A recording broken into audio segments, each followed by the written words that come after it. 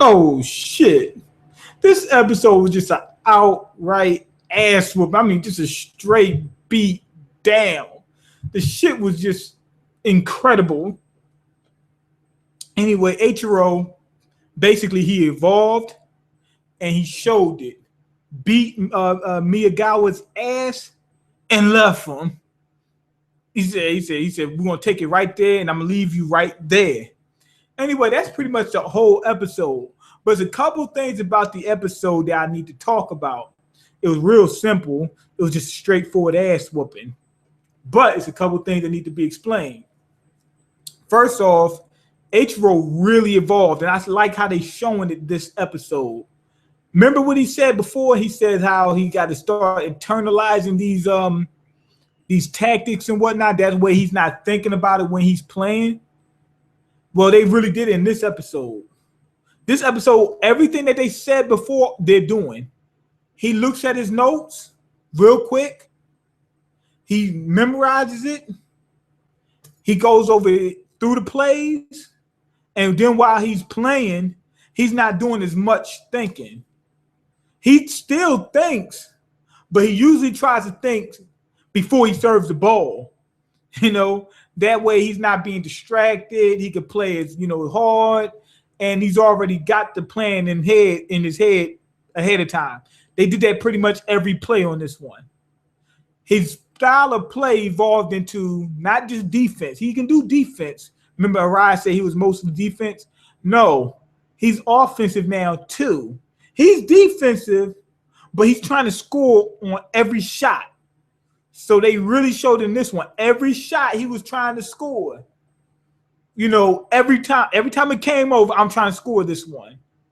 Before he would say, we're going to go back and forth and play double dutch, and then maybe I might be able to push to the point where you get tired. No, this time I'm whooping that ass. I'm trying to score every shot. And then he won the first game. Miyagawa came back, won the second game. It looked like Miyagawa was going to win another game too, but he didn't. He came close, and then Ichiro started eating his ass up. Now, the difference between Miyagawa and Ichiro is Miyagawa has more experience, but he was so one-dimensional. Remember, they said the only thing he was doing was ground strokes. Now he added 2 more weapons to his arsenal. So it was things that he could do better than Ichiro, but Ichiro is an all-arounder. So even though he had those few things he could do better than Ichiro, and he was a little bit more powerful, he had better reach as well. But he couldn't fuck with Ichiro all around. He was too one-dimensional. Even after all that training and learning 2 techniques, he's still very one-dimensional. Ichiro knows every fucking thing. I mean, he was able to catch him off guard here and there, but Ichiro was able to catch him off guard with a lot of different things. He was only able to catch Ichiro off guard with 2 different things. Nothing else could surprise Ichiro.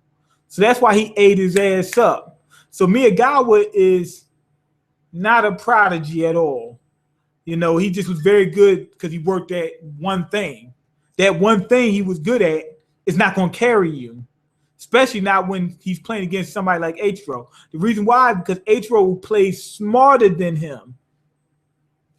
He plays a lot smarter. He plays smarter than most people. So that's also giving him the edge. He's able to move and predict what's going on, and he can see what's happening so quick. So he just dominated. His skill just came up just that, and then Miyagawa just said he's a better player than him. But anyway, when Ichiro broke serve, god damn, man, baby, I laughed my ass off. Miyagawa got destroyed, and he was like, he broke serve, and he was sitting like this. He couldn't even move. He was frozen. He was frozen in carbonite. The motherfucker looked like Han Solo. He was just, that type of deal. And from that point on, he couldn't even play right. He was just playing shitty. Anyway, Ubiyasha, whatever the name, Obi Ushi, or Obi Trice, whatever his name is, he turned around and he gave him words of encouragement. The dude said, I can't stop fighting. He said, I got to give it all I got. And he was able to start, playing pretty well against Atro. He was actually putting a decent amount of pressure on Atro. The only thing was he wasn't consistent. He couldn't land shots like he needed to.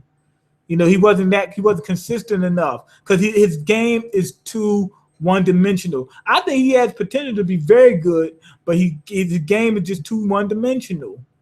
If he actually works on everything else, then we can start talking. But until then, he's going to be ass. But anyway, after that, Atro still won. And Miyagawa was talking to Atro, and he says, Atro asks him if he wanted to be go pro. And he says, I do too. He said, do you want to go to pro as well? Atro said, yeah, I'm trying to go pro. And Miyagawa remembers back when they first was talking, he says, maybe. He was bullshitting. That's what it was. He didn't take it seriously. Atro took it serious. Did you see? Like, they really make him look like a tennis player now. Atro's doing this whole thing. You know how they be holding the rack and they spinning and all that and do like this? Atro's doing the whole nine. Doing the thinking, doing, in between serves and whatnot. He's doing the thinking. He's taking down notes when necessary. He's really playing tennis now. If you look at the show, everything he's doing, he's really playing tennis now. Before, it was like, I don't know what to do. He's playing tennis now. But before that happened, when they showed the replay and all that kind of stuff, and Miyagawa was getting ready to walk off, I had a single tear go like this. I was like, damn, Miyagawa fighting that hard and he lost. I'm not mad that he lost, but I'm like, damn, he's giving up on his dreams, or what's going to happen to him? It was a sad sight. He looked like a sad puppy. And then he started crying. I was like, damn, they set me up. That's when I realized it. They wanted that to be a sad moment. That's what they were setting up for, because I was getting ready to cry. Then when I seen him crying, I was like, oh, they set me up. They tried to get me to cry. I had a single tear come down. But that episode was a 5 out of 5. When they showed the notebooks and everything like that, when Atro was with the notebooks, he's going like this. That shows not only is he playing tennis, but he's using the notes too, but he's doing it in conjunction. Remember how they said when you got your instincts working with your brain and whatnot? That's what he's doing. And he even said it in this episode. Miyagawa was able to play at full strength and still lost. But I think Miyagawa, if he works on some stuff, he might be able to come back. He might be able to, hopefully. Hopefully, I don't want to see him to give up on his dreams or whatnot. I don't think he's going to just give up. But he got a tough road ahead of himself. Just so many years doing the same fucking thing. It's going to be hard to come up out of that. But anyway, go ahead and leave your comments, like the video, and subscribe, because I can't eat. I'm broke, nigga. I'm broke, and you got the power to change that. Peace.